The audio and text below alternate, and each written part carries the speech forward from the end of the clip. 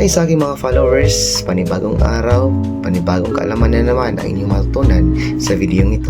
Araw, turuan ko kayo kung paano natin i-upgrade yung ating finger mat from 6 to 10 to 11 to 15. So kagaya rin ng 6 to 10, yung pagbilang sa ating fingers ay mula sa baba pataas.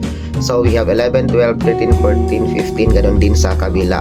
So halimbawa, kung mag-multiply tayo ng 12 times 13, so sa kabila 13 at saka dalawang kamay, we have 12. So yung gagawin natin, ibilangin din natin yung fingers na naka-open, then i-multiply natin by 10. So meaning, meron na tayong 50. But now, meron na tayong automatic na 100 sa kadahilan ng dumaan na tayo sa 10 times 10. So meaning, instead from 50 lang, meron na tayong 100 plus 50. Then yung final na gagawin natin, i-multiply natin yung parehong finger na ating binilang. Hindi kagaya sa 6 to 10 na sa taas tayo nag-multiply sa huli.